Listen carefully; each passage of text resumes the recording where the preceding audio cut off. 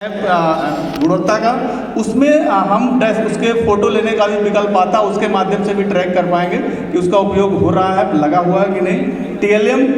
के विषय से जुड़ाव, कई बार ऐसे टीएलएम प्रयोग होते हैं जो कंटेंट पे हम टीचर काम कर रहे होते हैं, उससे कोई उनका कनेक्टिविटी नहीं होती, जुड़ाव नहीं होता, तो इसका भी अवलोकन करेंगे। दूसरा जो हमारा बिंदु था कि पुस्तकालय का उपयोग हो रहा है कि नहीं हो रहा है, तो इसके अंतर्गत हम लोग बच्चों की पढ़ी गई किताबें, जो बच्चे किताबें पढ़ते हैं कि नहीं पढ़ते हैं, टीचर तो बोलेंगे कि हाँ पुस्तकालय का उपयोग होता है, लेकिन बच्चों से हम पूछें कि भाई 3 दिन पहले आपने कौन सी किताब पढ़ी थी, उसका कुछ भी एक छोटा सा पार्ट बता दीजिए, उस किताब का नाम बता दीजिए या कोई कहानी का नाम बता दीजिए, तो इससे हम वेरीफाई कर पाएंगे कि क्या किताबें प्रयोग हो रही है, पुस्तकालय का प्रयोग हो रहा है कि नहीं हो पा रहा है। साथ ही साथ किताबों की स्थिति देख के बहुत सारी लाइब्रेरीज में हमारी अलमारियों में बिल्कुल न्यूली किताबें बनी रहती हैं, जैसे उनका कभी पेज ही नहीं पलटा गया हो, तो हम किताबों की स्थिति देख के भी जान पाएंगे कि उनका प्रयोग हो रहा है कि नहीं। बच्चों की छोटी मोटी कहानियाँ सुन के कि आपने जो पढ़ी थी पिछली बार कहानी, पुस्तकालय में एक छोटी सी कहानी सुनाओ,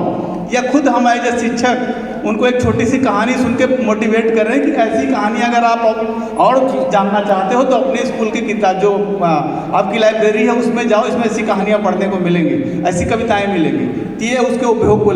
को लेके है। तीसरा जो महत्वपूर्ण था कि फॉर्मेटिव असेसमेंट हम लोग कैसे करें, कैसे मॉनिटर करें उसको कि फॉर्मेटिव असेसमेंट हो रहा है कि नहीं हो रहा है। कक्षा शिक्षण के उपरांत जो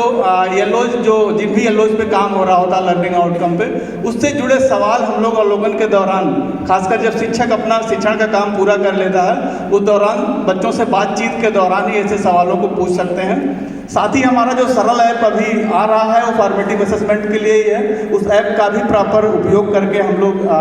उनका असेसमेंट कर सकते हैं, और रीड अलोंग ऐप जो कनेक्ट है उससे, उसके थ्रू भी